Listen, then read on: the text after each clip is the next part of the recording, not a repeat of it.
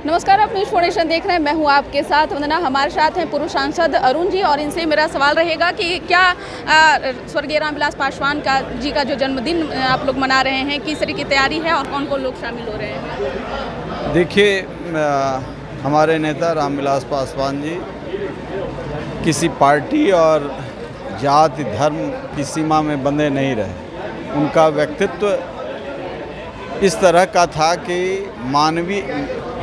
संपूर्ण पीड़ित मानवता के लिए राष्ट्रीय अंतर्राष्ट्रीय सवालों पर भी वे खड़े मजबूती से रहे हैं। इसलिए इसमें सब लोगों को निमंत्रित किया गया है और सब लोग आएँ और इतिहास के एक मजबूत अध्याय को राजनीति में उन्होंने लिखा है। मंत्री के रूप में सड़क से संसद तक पीड़ित मानवता की सेवा के लिए वो एक विकास पुरुष के रूप में लोग ये नई पीढ़ी को जानना चाहिए, उस इतिहास को जानना चाहिए। 77 में गिनीज बुक में उनका नाम रिकॉर्ड मतों से जीत करके हाजीपुर से गए।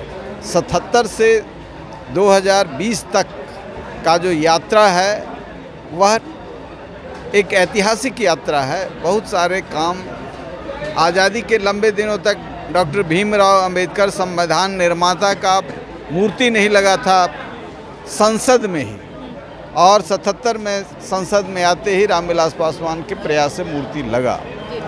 तो बहुत सारे ऐसे सवाल हैं जिसको उन्होंने टर्न अराउंड किया अपने क्षमता से। इसलिए ऐसे लोगों के बारे में नई पीढ़ी को जानना चाहिए, इन्होंने क्या किया, कैसे किया। कोई दलित परिवार में जन्म लेकर के डीएसपी की नौकरी तो नहीं छोड़ता है। 69 में कर्पूरी जी ने कहा कि आप घर चलाने के लिए बने हैं कि राष्ट्र चलाने के लिए बने। उन्होंने नौकरी छोड़ दी, विधायक हो गए। लेकिन 77 के बाद तो पीछे मुड़ कर के देखा ही नहीं। एक से एक इतिहास लिखा है। हाजीपुर जोन का निर्माण बिहार के लिए एक अनुपम भेंट है। यह कोई दृढ़ संकल्प का व्यक्ति ही ऐसे सवालों को खड़ा कर सकता है। इसलिए जो पेरियार से लेकर के, नायकर से लेकर के, एसएम जोशी से लेकर के, तमाम मधु दंडवते से लेके, जॉर्ज फर्नांडिस से लेके कर्पूरी ठाकुर तक जो एक समाजवादी धारा थी, उस धारा को मजबूती से ज़मीन पर उतारने का संसदीय जीवन में उन्होंने काम किया है। इसलिए इस सलाखा पुरुष को बिहार ही नहीं देश के लोगों को जानना चाहिए कि इस सलाखा पुरुष को सम्मान के साथ, पूर्वजों को सम्मान के साथ इस इतिहास को आगे बढ़ाने का लोग काम कर रहे हैं। इसलिए पूरे देश के लोग जो वंचित जमात के लोग हैं उनको काफ़ी खुशी होगी और यह 5 जुलाई उनके समर्थकों के लिए, शुभचिंतकों के लिए एक शुभ दिन है। निश्चित तौर पे इस तरह से अब बिहार में यह कहा जा रहा है कि जदयू की तरफ से कि जदयू के संसदीय बोर्ड के अध्यक्ष उपेंद्र कुशवाहा हैं, जिन्होंने साफ तौर से कह दिए हैं कि नीतीश कुमार के अलावा कोई चेहरा ऐसा नहीं है, कोई विकल्प ऐसा नहीं है कि मुख्यमंत्री हों, और ना कोई हुआ है ना कोई होगा। उपेंद्र कुशवाहा जी को हम लोग मुख्यमंत्री बनाने के लिए 3 साढ़े 3 साल मेहनत किए थे। अब उनको लगता है कि नीतीश जी जल्दी जाएं तो हम मुख्यमंत्री हो जाएं, इसीलिए ये सब बात बोल रहे हैं। और हमको तो खुशी होगी, हमारे मित्र हैं, बने, ये जगह छोड़ें। इनके राज में अराजकता चरम पर है, जिसको उपेंद्र कुशवाहा भी महसूस करते थे और हमसे ज़्यादा बोलते थे, आज भाषा बदल गई है। इसलिए उपेंद्र कुशवाहा जी जल्दी मुख्यमंत्री के लाइन में लग जाएं, इसके लिए ऐसा बोल रहे हैं। और लग जाएं तो हमको खुशी होगी। अरुण बाबू से उपेंद्र के बारे में डिटेल पूछिए। इसीलिए तो नज़दीक आपके काफ़ी नज़दीक रहे हैं। हाँ, नहीं, उनके हम तो सबसे ज़्यादा नज़दीक नीतीश कुमार के साथ भी रहे हैं जी, हम उनके साथ भी रहे हैं। लेकिन जितना नाउम्मीदी इनसे हुई, बिहार के आवाम को शिक्षा और स्वास्थ्य बुनियादी आवश्यकता है, गांव खेत खलियान संपूर्ण रूप से नष्ट हो गया। सभी वीसी के पद बेचे गए, चांसलर ने दुकान खोल दिया।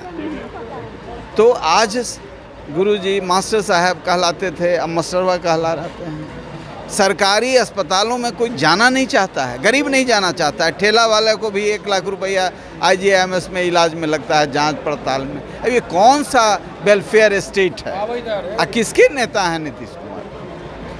इसलिए उपेंद्र जी सोचें, नंबर वन की पार्टी बन चुकी है राजद, कैसे देख रहे हैं इसको? देखिए, नंबर 1 और 2 का विषय नहीं है इसमें। नंबर 1 बनने में भीतर नीतीश कुमार का भी सहयोग है। दो MLA इनके ज़्यादा करीबी थे, इन्होंने सहयोग कर दिया कि भाजपा नंबर 1 नहीं रहे, भाजपा से चल रहा है कुछ, तो इन्होंने सहयोग किया। 2 तो राजद के थे ही और 2 नीतीश कुमार के थे, 4 हो गए, तो नंबर 1 हो गया। निश्चित तौर पे क्या लगता है कि महाराष्ट्र के बाद बिहार में भी सत्ता परिवर्तन देखने के लिए मिलेगा क्या? अब देखिए, कोई यहाँ ऐसा कुछ नहीं गारंटी के साथ कह सकते हैं, इच्छा पर है। कुछ नेताओं की इच्छा से सब चीज़ें चलती हैं। अब नीतीश कुमार जी क्या चाहते हैं, भाजपा के लोग क्या चाहते हैं, बिहार में तो देख रहे हैं कि बिहार भाजपा पार्टी लतखोर हो गया है, रोज़ पिटा रहा है, रोज़ गाली सुन रहा है। ये लोग दोनों एड़ी मोड़ी देहात में कहा जाता है, तो एड़ी मोड़ी करके ये लोग पिट रहा है। तब भी भाजपा मुंह बाए हुए है। कौन लोभ में है, क्या है पता नहीं, कुछ काम तो हो नहीं रहा है, भ्रष्टाचार चरम पर। कोई शिंदे साबित होंगे क्या? कुछ भी हो सकता है, कुछ भी हो सकता है।